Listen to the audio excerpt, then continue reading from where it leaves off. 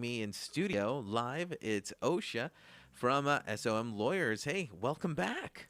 Thanks for having me this morning. Yeah, of course, always. And we're talking about the Chiquita Canyon landfill. Now, this has been an ongoing issue, and it constantly gets buried by other bigger stories, things like this. But it's something that has not gone away. Can you tell me what's currently happening with the landfill? I know last we checked in, it was are shutting down, but that doesn't mean problems just go away just like that. Right. So the situation of the landfill is continuing as we're having rains. The added liquid is not helping the situation. It's actually oftentimes making it worse. And so we're seeing that as the winds have died down, they are now getting notices of violation again, and consistently the gases are getting into the community. Yeah, I was gonna ask with the rain coming in tomorrow, like heavy rains coming in tomorrow, that's gotta leak some kind of like gross garbage juice or something out to the community. That's a big health concern, right? Yeah, so what's happening at the landfill, there's a really large amount of leachate, which is where it's liquefied so that you have and it's at elevated temperatures, you have too much liquid basically, and that's one of the big problems that's causing more of the gases to get into the air. And so when we add more water to that quickly, it can create even more gases getting into the air. Yeah, and I mean, there's something that we that just came out from new Congressman George Whiteside that introduces a bill that provides tax relief for some of the Chiquita Canyon residents. Could you just expand a little bit about that? What's that? Yeah, so just yesterday we got the press release from George Whiteside's office that they are pushing forward a bill to make the relief money that goes to residents tax free. And so, just to back up on that relief program, so last year they started a relief program that was directly run by the landfill that was in March. And those payments are going directly to residents who are impacted. They have not specifically made this program for relocating or specific to home hardening, but is basically money that can be used for any of the things that could assist residents. However, those payments are currently taxable income, which is problematic for a few reasons. One, because it makes it less money for the residents to get the relief, but it also is a problem for people on any kind of income-based program. Yeah, I mean that sounds just just kind of strange, It's like, "Oh, you need some assistance. Here you go, but the government, I also still need my cut back." Right. So it's kind of it's kind of strange way of thinking there. So it's good that it's kind of introduced, but it's not there just yet. Right. And so people are already filing their taxes. And so we're concerned about how quickly this legislation can go through. Pilar Shivo, our assembly member for the area, also put forward a similar bill last year that would make it at the state level, state taxes would not apply. But again, that's not in effect yet.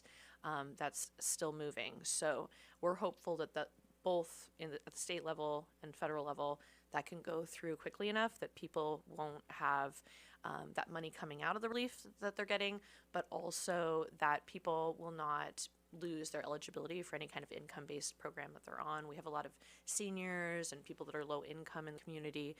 Those are the people that we're most concerned about as is. And so having them be able to get this relief is really important. It's really sad to think about people who, like, for example, have their health care and everything and medications that they need through some kind of income-based qualification would not be able to get this relief money because they have such serious medical issues, they can't risk losing coverage. Yeah, yeah. If you're just joining us, we've been talking to Osha Orchid from Lawyers, and y- this whole community, this whole case is not just another client for you. This is personal because you actually live in the area. You are a resident of this area. You are personally affected by this. Right. Yeah. It's how this all started, and I've been glad to get to be here and tell you the story from the background. But was me just living in the area and not even realizing that there was a landfill that was impacting people. But these are my neighbors. Many of the people that are severely ill are people that I know well, and it's really sad. I'll call people up and say, "Hey, can you make it down to an event we're having?" And these are my actual neighbors who say, "I'm sorry, I'm just too sick." And there are so many people that are having these same kind of health symptoms because of the landfill gas exposure. It's really sad. And so, unfortunately, there is, a case that we had to file there. But also, I'm glad to have been here to be able to, focus on this case for my neighbors. Yeah, yeah, and thankfully that community has you, that has their back there for that.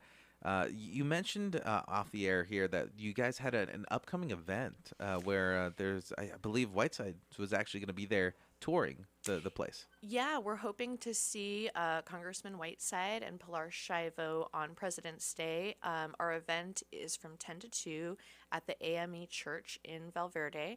That's open to the public. Anybody who's interested in coming out to learn more about what's going on, please join us, because the event is intended to bring awareness to the situation.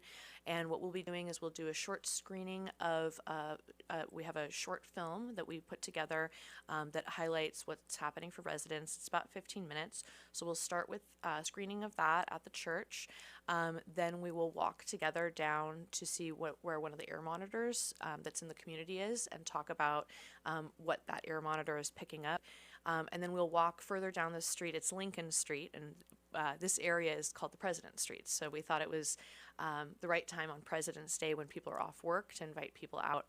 And then we will stop at 3 different houses along the street of people that are experiencing serious health consequences, and get to speak with those families. Yeah, I don't know how you would get it all set up or rigged up, but I think it'd be really cool to have like a live stream feed of just that air quality monitor just constantly streaming live, so that everyone can always see what the quality is there. So it actually is online, that you can. It's not live streamed probably, but you can check the results. And so one of the things we'll have when we get to that monitor is residents who are actually following the results constantly.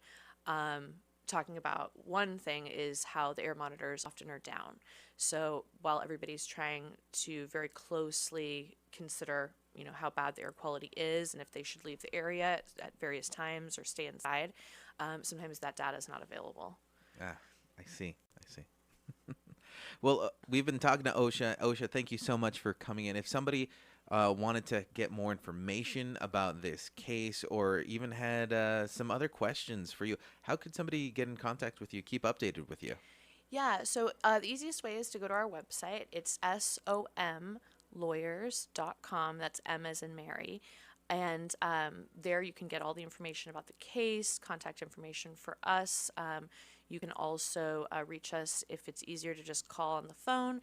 It's 855-588-7664. Awesome. Thank you so much for coming in, as always, and giving us an update on what's happening. I know you're doing some incredible work for amazing residents out there in Val Verde, and keep fighting the good fight. Until next time, when you come back in, tell me what's going on. Thanks for coming in. Yeah, thanks so much. Thanks for having me.